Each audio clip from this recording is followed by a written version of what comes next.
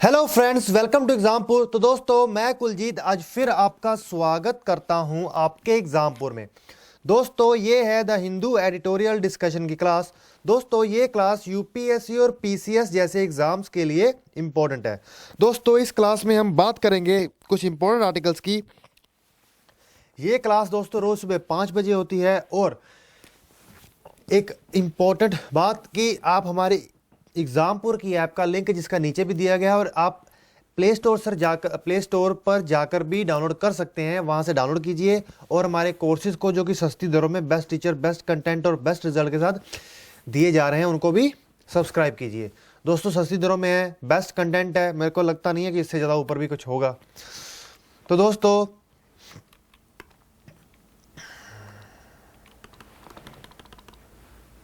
क्या हो गया?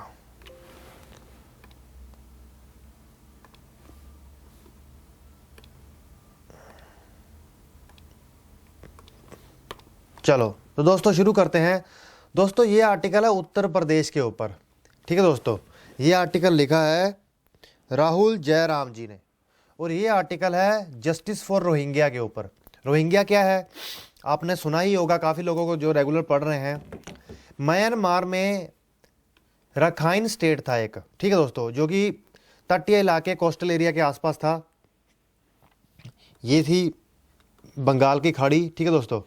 तो इस स्टेट में जो मुसलमान रहते थे उनको रोहिंग्या कहते थे। तो उनको वो मतलब एक बार था उनका मास बाहर निकाला, मास लेवल पे उनको स्टेट से बाहर कर दिया गया, ठीक है दोस्तों।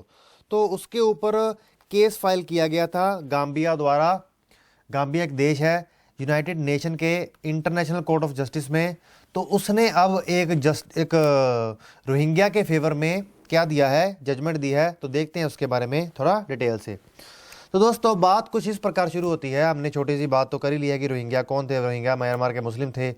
तो देखिए, हिस्ट्री ये थी इसकी कि देखिए, वहाँ के जो यूनाइटेड नेशन ने कहा है, यूनाइटेड नेशन ने कहा है, देखिए कि रोहिंग्या के अगेंस्ट म्यांमार की आर्मी ने कैंपेन चलाया और रोहिंग्यास को मारा, काटा, जलाया, ब्रुटैलिटीज की, उनके साथ बुरा किया और उनको बाहर निकाल दिया। ये हुआ रोहिंग्यास के साथ, ठीक है दोस्तों।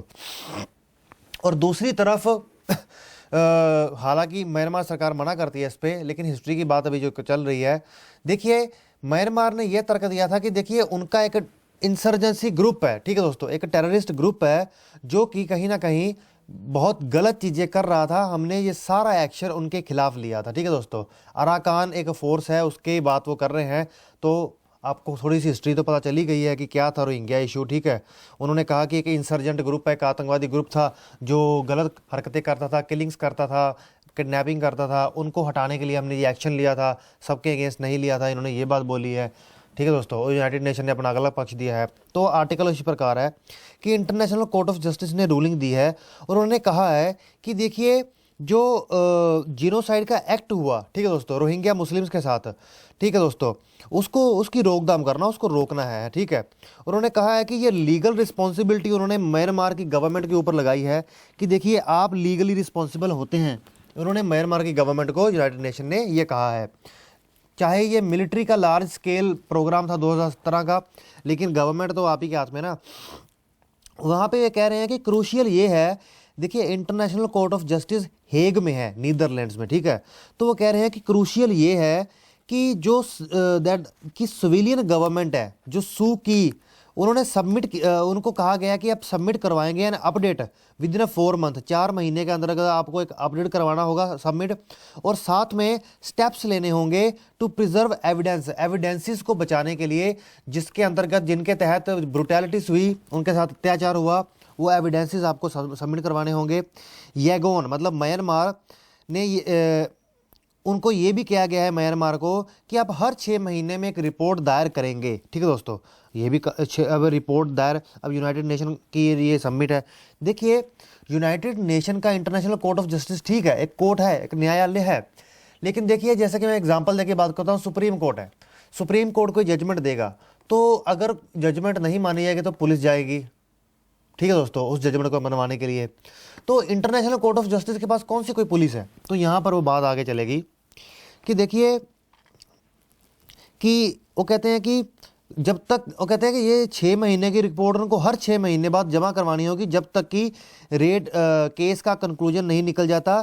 ठीक है दोस्तों, जीनोसाइड एक्यूजेशन के ऊपर कोर्ट ने आगे ये भी कहा है कि कम से कम 6 लाख रोहिंग्या जो कि म्यांमार में रहते हैं, वो हाले भी अभी भी वो लोग अभी भी हाईली वल्नरेबल है अटैक्स को लेकर। ठीक है दोस्तों, सिक्योरिटी फोर्सेस अभी भी उन पर अटैक्स कर सकती हैं।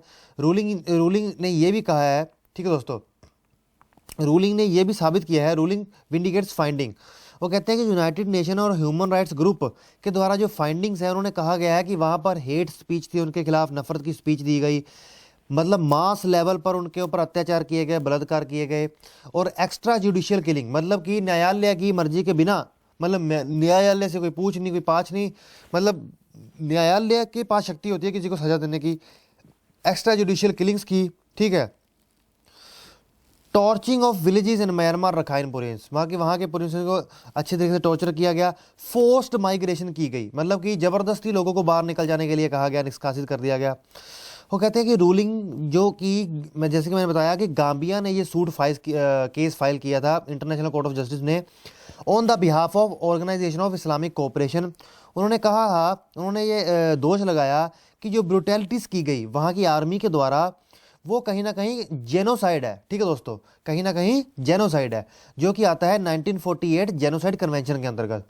आर्ग्यू कहते हैं कि defence in person during the 3 day public hearing last month, जो मिस सूकी है, जो कि 2016 में चुनी गई थी, और ये जो वायलेंस हुआ 2017 में हुआ, उन्होंने कहा कि देखिए ये प्रोपोर्शनेट था to the threat of insurgency, हमने तो इंसर्जेंसी के खिलाफ ये किया था। उन्होंने ये भी क्वेश्चन किया, उन्होंने हालांकि जो मिस सूकी हैं, जो वहाँ की इलेक्टेड लीडर हैं म्यांमार की, उन्होंने ये भी कहा कि देखिए that there was no bilateral dispute, हमारे बीच में कोई बायलैटरल डिस्प्यूट नहीं था। ठीक है, फिर भी गाम्बिया ने हमारे खिलाफ ये केस फाइल किया, इसके ऊपर भी उन्होंने सवाल उठाए। उन्होंने आगे ये रिजेक्ट किया, जो ruling international Court of Justice ने दिया, उन्होंने म्यांमार के फॉरेन मिनिस्ट्री ने ये रिजेक्ट किया, और राइट्स ग्रुप के ऊपर ये दोष लगाया कि वो कोर्ट के सामने गलत पिक्चर मतलब ला के रख रहे हैं। ठीक है दोस्तों, अपनी स्टेटमेंट में ये भी कहते हैं कि वो आर्मी को डिफेंड करते हैं। ठीक है, उसको लेजिटिमेट रिस्पॉन्स कहते हैं वॉयलेशन के अगेंस्ट। ठीक है, क्योंकि उन्होंने कहा कि देखिए जो इंसर्जेंट ग्रुप था अरकान रोहिंग्या साल्वेशन आर्मी, उन्होंने जो कानूनों की उल्लंघना की उसके अगेंस्ट ये एक एक्शन था। अबव क्लेम्स, उन्होंने ये भी कहा है कि it is at odds with the finding this week of independent commission. फिर वो कहते हैं कि देखिए एक इंडिपेंडेंट कमीशन ऑफ इंक्वायरी बिठाई गई, जो कि गवर्नमेंट द्वारा स्टैब्लिश की गई। उस कमीशन ने, जो कि म्यांमार की गवर्नमेंट ने बिठाई थी, कहा कि देखिए जो war crime had Indeed be committed मतलब वो कहते हैं कि जो वॉर क्राइम्स हैं जिसकी वो बात कर रहे हैं, वास्तव में been committed during military campaign के ड्यूरिंग हुआ, कम से कम 900 लोग मारे गए। पर जो वो कह रहे हैं ना कि गैंग रेप हुए, एविडेंसेस हुए कि उनकी इंटेंशन ही जेनोसाइड करने की थी, ये गलत है, ये नहीं था ऐसा कुछ भी। फिर वो कहते हैं कि हालांकि इट कुड टेक ईयर्स, ये बहुत साल ले सकता है जजमेंट को आने में इस जेनोसाइड केस के ऊपर। थर्सडे में, वीरवार को जो कुछ ऐसा होता है, वो कहते हैं कि ये एम्पावर करता है यूनाइटेड, जो ये जजमेंट दी गई है इंटरनेशनल कोर्ट ऑफ जस्टिस द्वारा, ये यूनाइटेड नेशन को एम्पावर करता है, यूनाइटेड नेशन सिक्योरिटी काउंसिल को, कि वो प्रिवेल करे रोहिंग्यास के रिहैबिलिटेशन को दोबारा म्यांमार में। ठीक है दोस्तों, और फिर वो ये भी कहते हैं कि बिगेस्ट रीजनल प्लेयर है वहाँ का जो चाइना है, वो एक कंस्ट्रक्टिव का अच्छा रोल प्ले कर सकता है ताकि सिचुएशन को जल्दी से जल्दी नॉर्मल किया जाए। इंडिया का भी अपना इंटरेस्ट है इस सिचुएशन के नॉर्मल होने में। अब ऑल वो कहते हैं कि finding closer to the current dispute, जो भी करंट डिस्प्यूट है, mark the completion of Myanmar's return to civilian rule की तरफ ये कहीं ना कहीं ले जाने की बात करते हैं। अब हम चलते हैं हमारे नेक्स्ट आर्टिकल पर। एक सेकंड दोस्तों, चलो करें अपना नेक्स्ट आर्टिकल।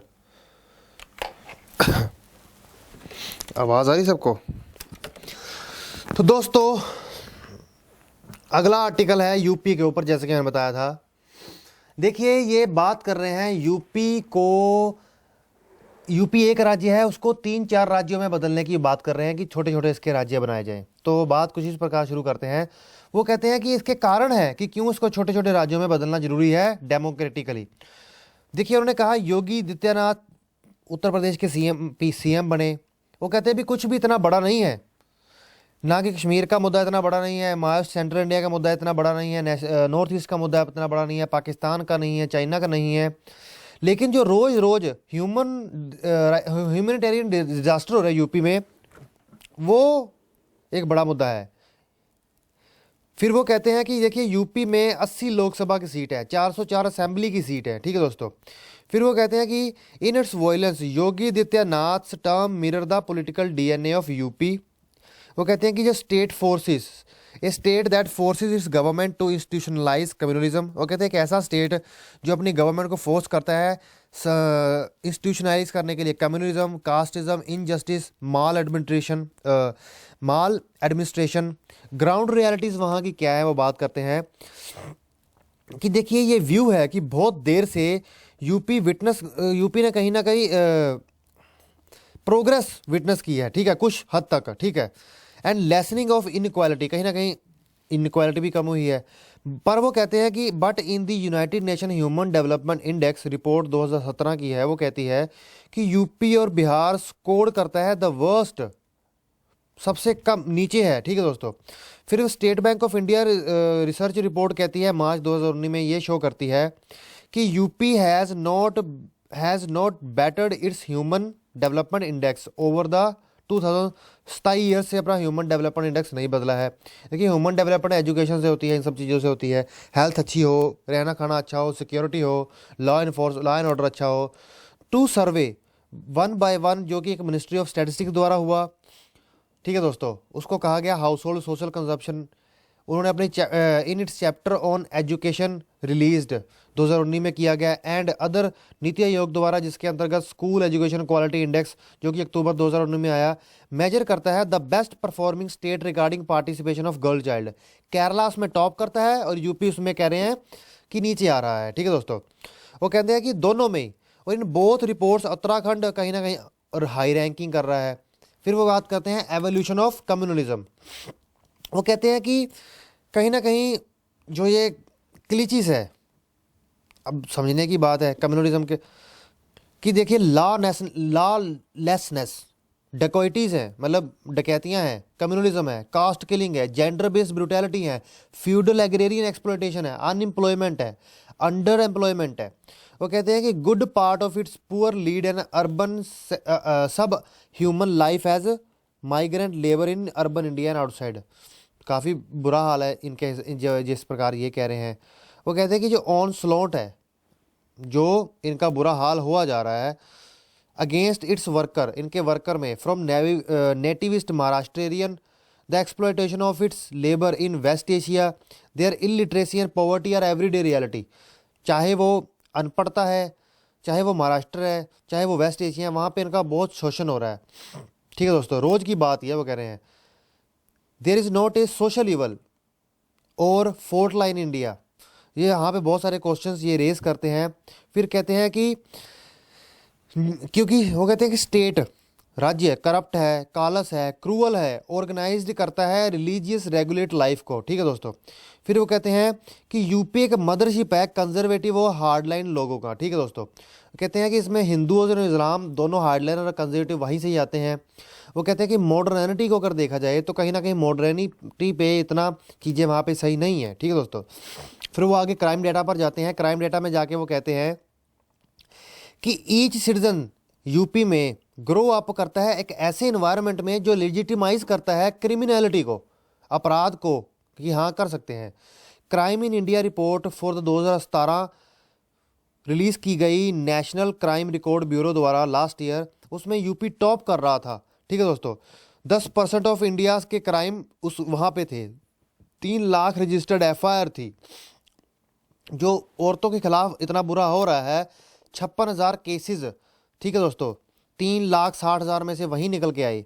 वो कहते हैं कि यूपी में ही लोगों के पास सबसे ज़्यादा हथियार है, गन लाइसेंस हैं, होम मिनिस्ट्री का डाटा ये कहता है, ठीक है दोस्तों। फिर आगे वो बात करते हैं कि देखिए and we are only speaking of legally owned arms, हम सिर्फ लीगली की बात कर रहे हैं।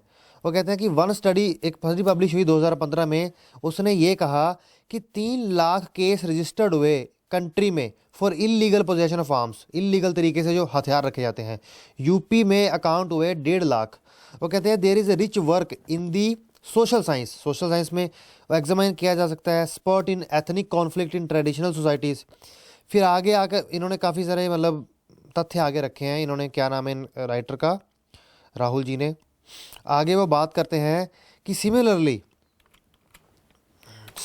वो आगे बात करते हैं कि हिंदू एंड मुस्लिम जो कास्ट कॉन्फ्लिक्ट है यूपी में रिफ्लेक्स करता है रिस्पॉन्सेस के वेगेरियस और प्रेशर्स के सो मोल्ड मॉडर्नाइजेशन के। वो कहते हैं कि पंकज मिश्रा हैं, उन्होंने आर्ग्यू किया है अपनी रिसेंट बुक में कि किस प्रकार आधुनिक modernisation almost everywhere is ridden with bloodshed, ridden करता है विद ब्लड शेड, ठीक है दोस्तों, ग्रस्त है। फिर वो आगे बात करते हैं कि enlightenment and capitalism communalist alike avoid करते हैं कन्फ्रंटिंग को दिस सेंट्रल फीचर। यहाँ पे वो कहते हैं कि सबसे बड़ा आर्ग्यूमेंट देने वाला ये है कि one of the strongest argument for breaking up of UP, मतलब कि वो यहाँ पे क्या बात तर्क दे रहे हैं कि क्यों यूपी को यूपी एक राज्य में बदलकर कुछ राज्यों में बदल देना चाहिए डेमोक्रेटिकली। यहाँ पे वो तर्क दे रहे हैं कि ओवर द लास्ट 30 ईयर्स, पिछले 30 सालों से ज़्यादा से पूर्वांचल, बुंदेलखंड, अवध, पश्चिम प्रदेश वो फाइट कर रहे हैं रिसोर्सेज के लिए, यूपी से अलग होने के लिए, वहाँ के पावर सेंटर से अलग होने के लिए। फिर वो कह रहे हैं कि वो पानी के लिए भी स्ट्रगल कर रहे हैं। उत्तराखंड जो कि यूपी से निकल रहा है, वो उन्होंने कहते हैं कि कोई डाउट ही नहीं है उसने प्रोग्रेस किया है। जो report of state reorganisation commission की है जो कि 1955 में हुई, जिसके अंतर्गत हिस्टोरियन इतिहासकार KM पनिकर कहते हैं, उन्होंने एक पैनल के एक मेंबर थे जिन्होंने ये रिपोर्ट लिखी, 10 पेज की नोट लिखा कि देखिए जो इतना बड़ा साइज़ है यूपी के, commenting on matter he wrote, लिखते हैं वो अपनी इस लाइन में लिखते हैं कि इट वुड बी ईजी होता टू सी दिस प्रीपोनेंट इन्फ्लुएंस, मतलब उनके हिसाब से कुल मिला के इसको बदल ही देना चाहिए, ज़रूरत है इसको छोटे छोटे यूनिट्स में बदलने की। आगे वो कहते हैं कि 2020 में यूपी के नागरिकों के लिए और इंडिया की डेमोक्रेसी के लिए ये अनिवार्य है कि डेमोक्रेटिकली, लोकतांत्रिक रूप से यूपी के डिवीजन का प्रोसेस शुरू किया जाए, उसके कई राज्यों में बदला जाए एक राज्य से, ठीक है दोस्तों। बस यही आज का आर्टिकल है। काफ़ी यूपी के ऊपर तगड़ी रिसर्च करके, पावरफुल रिसर्च करके आए थे आज। तो दोस्तों इसी के साथ मैं आपका एग्ज़ाम, यूपी के अगर आप पीसीएस जैसे एग्जाम दे रहे हैं तो ये आपको काफ़ी काम आ सकती है। दोस्तों इसी के साथ मैं आपका एग्जामपुर में आने के लिए थैंक्स करता हूँ। लाइक शेयर सब्सक्राइब करना मत भूलिएगा। और दोस्तों हमारी एग्जामपुर की ऐप को जरूर डाउनलोड करिएगा। हमारे जो कोर्सेज हैं सस्ती दरों में बेस्ट कंटेंट, बेस्ट रिजल्ट और बेस्ट रिजल्ट के साथ दिए जा रहे हैं, उनको सब्सक्राइब कीजिए। Okay friends, bye bye.